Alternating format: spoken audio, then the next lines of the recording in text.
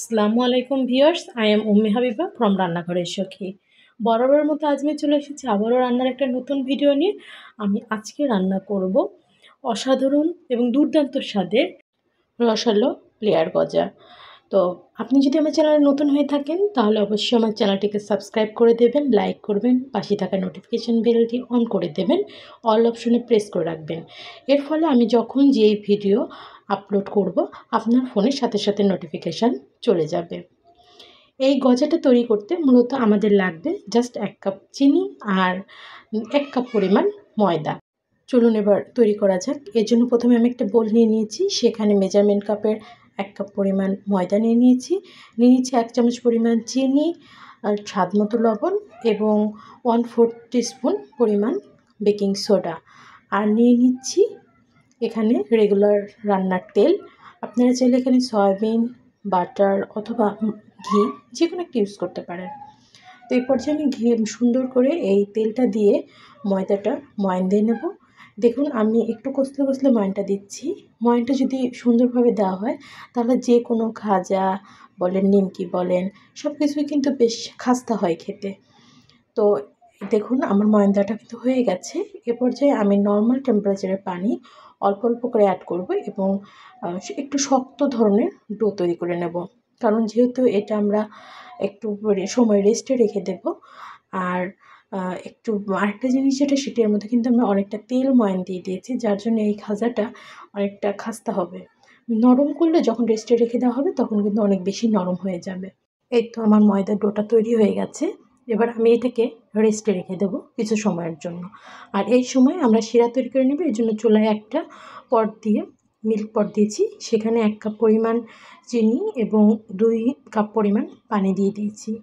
দিয়ে এটা just normal একটা শিরা হবে, আঠালোও না আবার অনেক বেশি ঘনও না। জাস্ট যখন বলক উঠবে তখন 1 মিনিট চুলার উপর রেখে নামিয়ে নিয়েছি।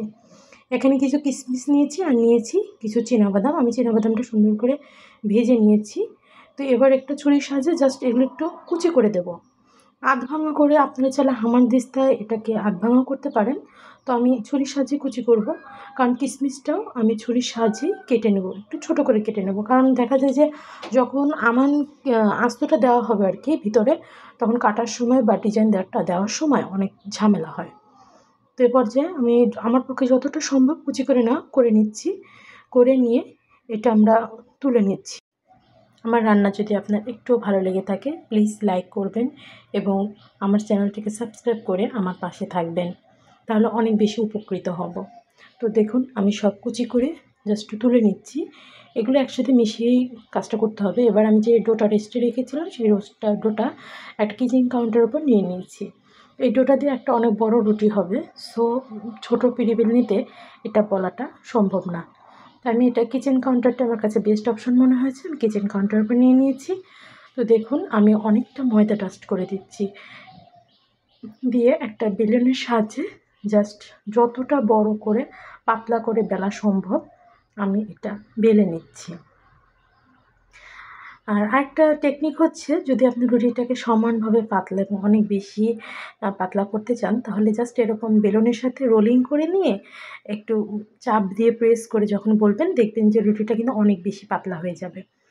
তো আমি এইভাবে করে নিয়েছি। আর এই রুটিটা বলার সময় আপনার প্রয়োজন পরিমাণ ময়দা ব্যবহার করতে পারেন, অনেক বেশি ব্যবহার করার দরকার নেই।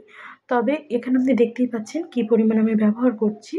এখানে আমি ময়দাটা দেওয়ার পর দেখুন আমি একটা পিজ্জা কাটারের সাহায্যে জাস্ট একটু মানে 4টা অংশ কেটে নিয়েছি। একটু দেখে বুঝে নিতে হবে। এই কাটার কারণটা হচ্ছে আমরা ভাজতে পারবো, কিন্তু মাঝখানে কাটিনি। তো ভাঁজটা দেওয়ার জন্য এভাবে কেটে নিয়েছিলাম। তো এই ভাঁজটা দিয়ে আমরা সুন্দর করে চারপাশের যে অংশগুলো কেটেছি সেগুলো দিয়ে ফোল্ড করে নেব। ফোল্ড করে আমরা আবারও এটাকে বেলে নেব। মোদ্দা কথা এটার ভিতরে অনেকগুলো লেয়ার হবে, যেমন তেমন লেয়ারগুলো যেন অনেক বেশি ক্রিস্পি হয় এবং অনেক বেশি সফট থাকে সেটাও বুঝতে হবে। ক্রিস্পি আর সফট ব্যাপারটা হয় কি, আপনার অনেক জিনিস থাকে মচমচে হয় বাট মুখের মধ্যে দিলে খুব একটা ভালো লাগে না। আর যদি ক্রিস্পি হওয়ার পরও মুখের মধ্যে দিলে একটা সফটনেস, একটা মিলিয়ে যাওয়ার ব্যাপার থাকে না, তাহলে যেই জিনিসটা আপনি মুখে নেবেন অমনি দেখা যাবে যে খুব তৃপ্তি উপলব্ধি হবে আপনার। তো আমি আবারও সেই বেলনের রুটিটা রোলিং করে করে লম্বা করে একটু বলে নিচ্ছি। তো এক্ষেত্রে খেয়াল করবেন রুটিটা যেন চারকোনা সাইজেরই থাকে। এতে যেটা হয় চারকোনা সাইজে থাকলে আপনার পরবর্তীতে যখন এটা আমরা রোলিং করে শেপ দেবো তখন ভালো হয়, সুন্দর হয়। এতে কোনো ধরনের দেখা যায় কম বেশি হয় না। তো আমি দেখুন আমার যতটা সামর্থ্য অনুযায়ী আমি বলে নিয়েছি এবং চেষ্টা করেছি অনেকটা পাতলা করার, তবে খুব বেশি পাতলা না। দেখতেই পাচ্ছেন কি পরিমাণ এটা পাতলা হয়েছে, একটু মোটা আর কি, রেগুলার যে আমরা রুটি বানাই না সেটার মতো হবে। তো এখন আমি বেলা শেষ হয়ে গেছে, এখন আমি এরপর যে রান্নার যে রেগুলার তেল থাকে সেই তেলটা দিয়ে দিচ্ছি 2 চামচ পরিমাণ, দিয়ে জাস্ট তেলটা আলতো হাতে পুরো রুটির উপর মাখিয়ে নেব।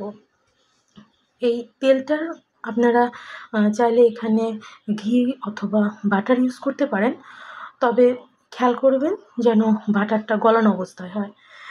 আর এই যে আমরা বাদাম এবং কিশমিশ কুচো করে রেখেছিলাম সেগুলো দিয়ে দিচ্ছি, দিয়ে জাস্ট এক সাইড থেকে যে সাইডটা আপনি বেশি লম্বা বানিয়েছেন সেই লম্বা সাইড থেকে এরকম আলতো হাতে রোলিং করে দেবেন।